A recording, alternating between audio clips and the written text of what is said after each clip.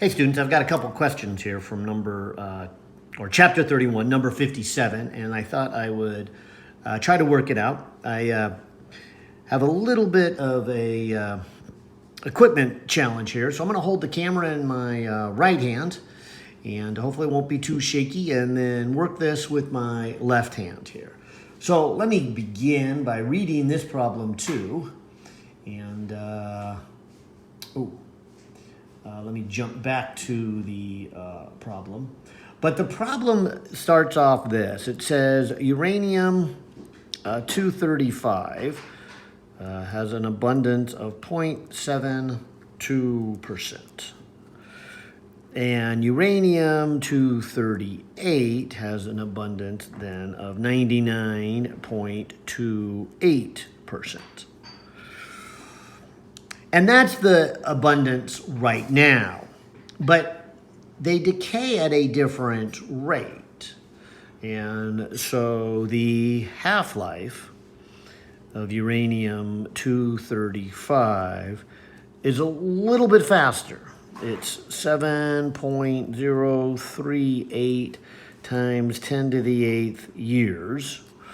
Whereas the decay rate, or the half-life of uranium 238, is 4.468 billion years. So you can see here with the numbers that the uranium 235 is going to decay away a little bit quicker. So that tells us in earlier times, this uranium 235 had a larger percentage than what it does currently right now, because it's, again, decaying a rate. But, so is the 238, but this one decays quicker.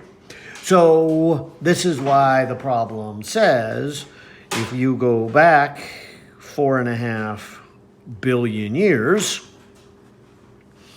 what was the percentage of uranium 235 to uranium 238? It would be something different than what we find today. And that's what this question is about. So let's just go through the math with our decay. And if we do this, we say, okay, here is the number some time later. So here's what you start with. And then there is the decay constant multiplied by the time. Now, another way of writing the same thing is to write it in terms of its half-life. And if you do that, you can replace the decay constant with e to the minus 0.693 over the half-life multiplied by the time. And so all I've done is replaced the decay constant with a way of describing it in terms of a half-life.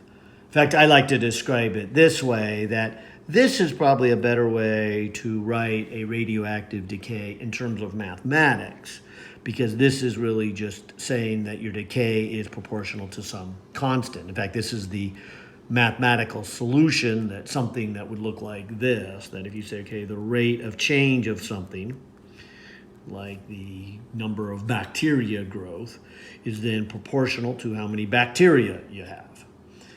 And that makes sense. If you have 100 bacteria, they would grow at a rate that's about half as if you had 200 bacteria. And then the solution to something like this, if you bring the n's together and the t's together and then integrate, so you would start at some beginning population and go to another one and some zero time and then t. This would be the natural log of n over n naught, and then this would be lambda t.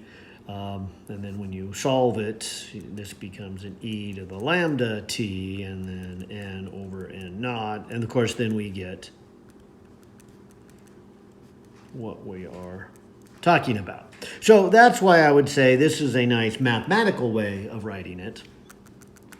But humans probably prefer something like this, because then you can say, well, how much time does it take for half of it to decay away? Because, an exponential here is, one exponential time is, 73.3%. And nobody likes to deal with those kind of oddball numbers we have our transcendental numbers here. So half-lives are a little more humanistic. And so I'm going to go ahead and solve this using half-lives. And of course, that's also the appendix B. That's where I got these. It's okay, what is the half-life of uranium-235 and what is the half-life of uranium-238? And I'll say it again. Notice that the half-life of uranium-235 is much less than the 238. And so it's going to decay away a little faster. And that's why when you look at the percentage of 235 and 238, it's different today than it would have been billions of years ago. And that's what this question is saying. 4.5 billion years ago, what would have been this percentage? So let's just do this. We're looking for really these numbers here, the N naught. 4.5 billion years ago, what were these numbers? Because what we have now is these numbers, okay? And so let's apply this equation.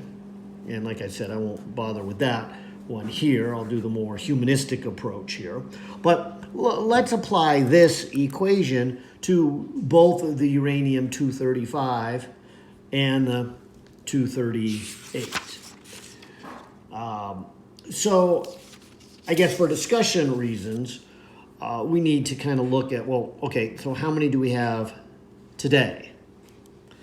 And so if you were to, dig up 100 atoms of uranium, according to those percentage, 0.72 of an atom would be uranium-235, and 99.28 of an atom would be uranium-238. And that's just kind of weird to talk about a fraction of an atom. So let me do something a little different. Let's say we dig up 10,000 atoms. So if I dig up 10,000 atoms, 72 of them would be uranium-235. And 9,928 atoms would be uranium-238. And so that's with 10,000 of them today. So applying this equation right here to say uranium-235, let's just say that I have 72 atoms, okay? So when I write down N equals N naught E to the minus 0.693 over the half-life multiplied by time, I can put here 72. And then solving this equation, I could tell myself, how many did I have? If today I have 72, how many did I have way back when? And so let's write this as E to the minus 0.693. And the half-life is 7.038 times 10 to the 8th. And the time is 4.5 billion years. And so if we do all of that, there's a lot of math here. And again, I'm at a little bit of a disadvantage here because I can't use a calculator other than on my phone, which if I switch to my calculator, the video goes off. So I did these numbers ahead of time for just that reason. And so I hope you can work it out on your calculator, but if you put that in, you're going to get some kind of small number. You move it to the other side, you're going to get 72 divided by a small number, and you end up with a pretty big number. And so it comes out to be 6,049 is what I got before I started the video here. So what I'm really saying here is if 4.5 billion years ago, you had a clump of rock where you collected 6,049 uranium-235, and you held them in a container for the next 4.5 billion years. There would be 72 of them left, and that's what you would have today, the 72. Now, if we apply that same logic, and so maybe I should put here, this is what I would have for uranium-235. Now, applying that same logic to uranium-235, I would have to say the half-life, and let me go back to my Appendix B, 4.468 billion years, and then 4.5 billion years. So you can see that for the age of the Earth here, there's been about half of them have decayed. Okay. Now again, let's come back up here to our logic. I'm thinking right now that if I were to dig up 10,000 uranium atoms, as I said earlier, 72 of them would be uranium-235. That's why I put 72 here. And then 9,928, so that's what I'm going to put here. So 9,928 would be left over today. So in other words, how many did I need in my little container 4.5 billion years ago to now have in my rock, my container, the 9,928? And so I'd have to put in all these numbers, a negative 0.693.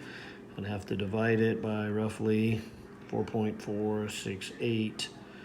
And actually billion just cancels off. So let me just save myself a little bit of writing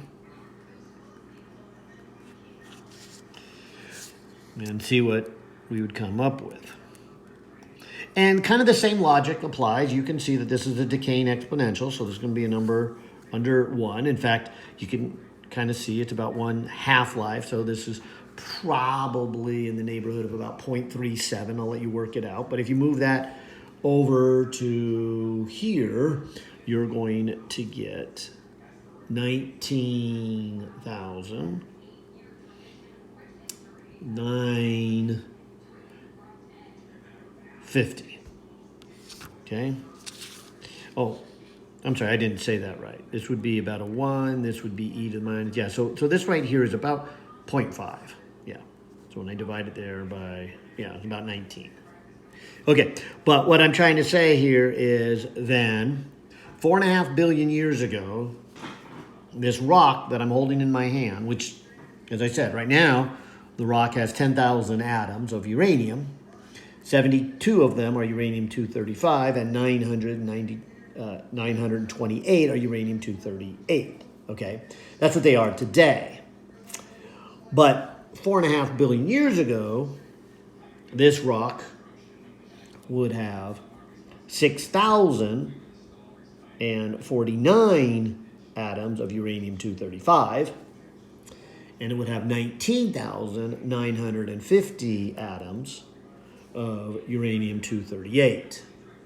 So to figure out what percentage is uranium and a 235, you do this part over the whole. So the part is how many are uranium-235 4.5 billion years ago? Well, 6.49 is. Okay, out of the total uranium atoms I have. And this would be then the total. And then multiply by 100 to make it a percentage. But this is the part over the whole. And so if I add those together, and again, I can't show you with my calculator, but this is somewhere in the neighborhood of 23%. Well, I'll just call it a quarter.